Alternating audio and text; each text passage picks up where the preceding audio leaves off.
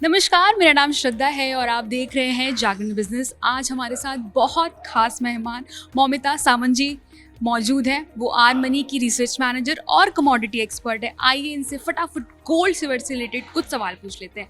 नमस्कार मैम, आपको बहुत बहुत स्वागत है। Thank you so much. मेरा सबसे पहला सवाल आपसे ये है कि अगर कोई इन्वेस्टर गोल्ड और सिल्वर में इन्वेस्ट करता है तो उसको किस रेशियो में इन्वेस्ट करना चाहिए?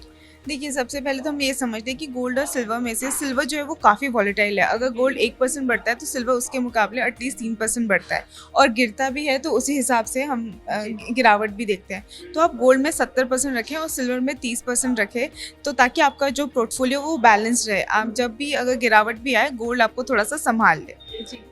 और अभी हम ट्रेंड देख रहे हैं कि लगातार उतार चढ़ाव देखने को मिल रहा है, तो आगे हम क्या ट्रेंड देख सकते हैं? इन्वेस्टर जो इन्वेस्ट कर रहा है उसके लिए क्या ट्रेंड देखा जा सकता है? आगे 6 महीने की अगर बात करें, जब तक कि यूएस ईरान का वॉर थोड़ा स्टेबलाइज नहीं हो जाता, तब तक हमें प्राइसेस में एकदम से तेज़ी देखने को नहीं मिलेगी, क्योंकि हम समझ रहे हैं कि ये यूएस ईरान वॉर के चलते जो है ऑयल प्राइसेस काफ़ी बढ़ते हुए नजर आ रहे हैं। उससे इन्फ्लेशन का फियर बढ़ता हुआ नजर आ रहा है, और यही कारण है जो गोल्ड और सिल्वर की तेज़ी जो है वो थोड़ी थम थम के आगे बढ़ रही है। मेरा एक सवाल आपसे ये है कि लोगों को लगता है कि जियोपॉलिटिकल टेंशन की वजह से दाम बहुत तेज़ी से चढ़ेंगे। क्या ये सच है? क्या दाम तेज़ी से चढ़ते हैं? क्योंकि हमें देखने के लिए मिल रहा है कि दाम गिरते जा रहे हैं लगातार। तो आपका इस पर क्या कहना है?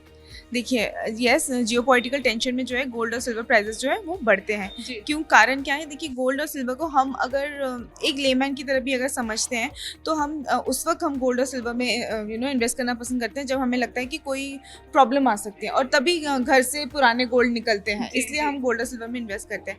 बट ये वाला जो जियोपॉलिटिकल टेंशन है वो थोड़ा अतरंगी है, क्योंकि यहाँ पे जो है ऑयल इन्वॉल्व है। मिडिल ईस्ट में टेंशन है, और मिडिल ईस्ट जो है क्रूड ऑयल एक बहुत बड़ा पॉइंट है, बड़ा फैक्टर है। क्योंकि देखिए, रशिया और यूक्रेन का जब वॉर चल रहा था, हमने देखा था गोल्ड और सिल्वर प्राइसेस तब कितने तरीके से चढ़ रहे थे। बट अभी जो है मिडिल ईस्ट इन्वॉल्व है, और वहाँ से जो ऑलमोस्ट पूरे वर्ल्ड का ऑयल सप्लाई उधर से ही आता है।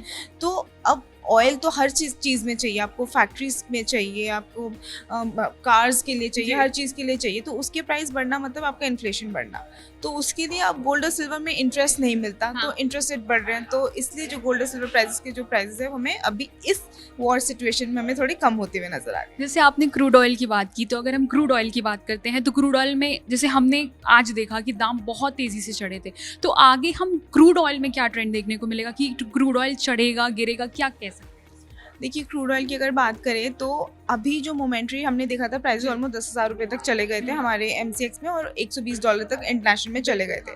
बट प्राइसेस में हमने एक चीज़ यहाँ पे नोटिस करने वाली बात है कि जैसे ही सीज फायर हुआ था, यूएस ईरान में बातचीत चल रही थी, प्राइसेस एकदम से $75 और 6,500 रुपीज़ तक हमारे MCX में आ गए थे।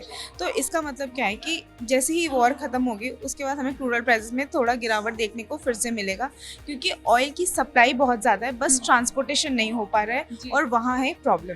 तो इस वजह से हमें ऑयल प्राइस में तेज़ी देखने को मिल रही है। पर लॉन्ग टर्म जैसे ये वॉर सेटल होता हुआ नजर आएगा, हमें प्राइस में थोड़ा कम होता हुआ नजर देख सकते हैं। मैं फटाफट आपसे एक आखिरी सवाल लूँगी कि अगर कोई इन्वेस्टर MCX और कॉमेक्स पर इन्वेस्ट कर रहा है तो अगले 6 महीने के लिए उसको क्या ट्रेंड देखना चाहिए? किस चीज़ों को ध्यान में रख के इन्वेस्ट करना चाहिए? देखिए, सबसे पहले तो अभी जो है यूएस ईरान का वॉर सबसे मेजर फोकस है, ठीक है। उसी वजह से हमें जो प्राइसेस है, और साथ ही साथ हम INR जो है, इंडियन करेंसी है, वो बहुत वीक होती हुई जा रही है, और इसलिए इंडिया में जो है गोल्ड और सिल्वर प्राइसेस में जो गिरावट हमने कॉमिक्स में देखी है वो नहीं देखने को मिल रहा है। तो INR हमें देखना पड़ेगा, INR की परफॉर्मेंस क्या है। साथ ही साथ डॉलर इंडेक्स कैसे परफॉर्म करता हुआ नजर आया, यूएस इकोनॉमी कैसी परफॉर्म करती हुई नजर आ रही है, और वहाँ का इन्फ्लेशन और इंटरेस्ट रेट। ये तो कुछ मेजर बेसिक पॉइंट्स है जो आपको हमेशा ध्यान में रखना चाहिए अगर आप गोल्ड और सिल्वर में इन्वेस्ट करते हैं तो। अच्छा, आप एक कोई सजेशन हमारे दर्शकों को देना चाहें जो गोल्ड और सिल्वर में इन्वेस्ट कर रहे हैं या वो खरीद रहे हैं आगे के लिए, तो आपका क्या सजेशन होगा?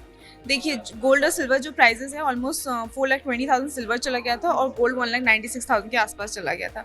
और मतलब मैंने देखा है जब प्राइसेस इतना चढ़ रहे थे तब भी लोगों ने उस भाव में खरीदने की गलती की थी, तो वो मत कीजिए। देखिए, जब प्राइसेस इतने तेजी से चढ़े थे, क्योंकि फेस्टिव सीजन्स आने वाले हैं, हाँ, तो उसका भी बहुत फर्क पड़ेगा। तो अब जो है जो प्राइसेस में ये जो डिप आता हुआ हमें नजर आया है, अच्छा खासा डिप है।